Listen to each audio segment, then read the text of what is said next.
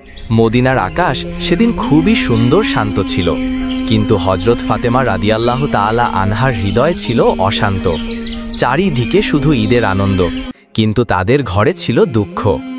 ঘরের বাইরে হজরত ইমাম হাসান ও হোসাইন রাদিয়াল্লাহু তাআলা আনহু দেখলেন তার মতো ছোট ছোট বাচ্চারা নতুন জামা পরে ঈদের ময়দানে যাচ্ছে। এটা দেখে হজরত হাসান রাদিয়াল্লাহু তাআলা আনহু তাদের বাড়ির দিকে আসতে লাগলেন। এদিকে হজরত ফাতেমা রাদিয়াল্লাহু তাআলা আনহা তার নিজ কক্ষে বসেছিলেন। মনে মনে ভাবতে লাগলেন, আজ তো ঈদের দিন, ইমাম হাসান হোসাইনের নতুন জামা নেই, তাদের কি জবাব দেব? এই চিন্তা করে মা ফাতেমার হৃদয় যেন কেঁদে উঠল। ঠিক এমন সময় হজরত হাসান রাদিয়াল্লাহু তাআলা আনহু ঘরের মধ্যে প্রবেশ করলেন এবং বললেন, আম্মাজান, সবাই নতুন জামা পরে ঈদের ময়দানে যাচ্ছে, আমাদের নতুন জামা কোথায়? তখন হজরত ফাতেমা রাদিয়াল্লাহু তাআলা আনহা বললেন, তোমরা গোসল করে এসো, তারপরে নতুন জামা পরে ঈদের ময়দানে যাবে।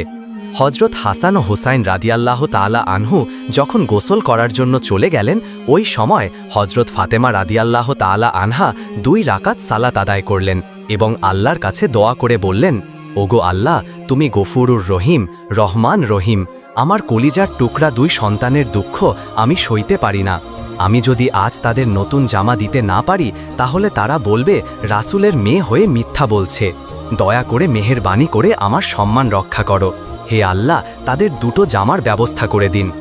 এই দোয়া করার সাথে সাথেই হজরত জিবরাইল আলাইহিস সালাম দর্জিসে 2টি জামা নিয়ে হজরত হাসান হোসাইনের কাছে হাজির হলেন এবং বললেন, এই নাও তোমাদের ঈদের নতুন জামা, তোমার মা তোমাদের জন্য জামা নিয়ে আসতে বলেছে।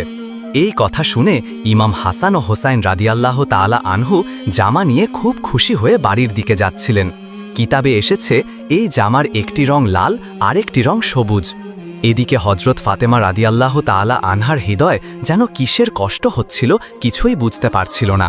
ঠিক ওই সময় হজরত ইমাম হাসান ও হোসাইন রাদিয়াল্লাহু তাআলা আনহু ঘরের মধ্যে প্রবেশ করলেন। হজরত ফাতেমা রাদিয়াল্লাহু তাআলা আনহা তাদের হাতে এই পোশাক 2টি দেখে অবাক হলেন এবং তার হৃদয়ে যেন কষ্টের মেঘ ঘনিয়ে এলো। ফাতেমা রাদিয়াল্লাহু তাআলার মনে এক অদ্ভুত কষ্টের অনুভূতি ঘনিয়ে আসলো। এই জামার রহস্য আর হাকিকাত জানার জন্য তিনি আর দেরি না করে হজরত মুহাম্মদ সাল্লাল্লাহু আলাইহি ওয়াসাল্লামের কাছে যাওয়ার সিদ্ধান্ত নিলেন। অন্যদিকে হজরত জিবরাইল আলাইহিস সালাম হজরত মুহাম্মদ সাল্লাল্লাহু আলাইহি ওয়াসাল্লামের কাছে হাজির হয়ে বললেন, হে আল্লাহর রাসূল, তোমার নয়নের মণি মা ফাতেমা 2টি জামার হকিকত জানার জন্য তোমার এখানে আসছে। তুমি তাকে বলে দিও, এই 2টি জামা জান্নাত থেকে পাঠানো হয়েছে। এই জামা শুধু পোশাক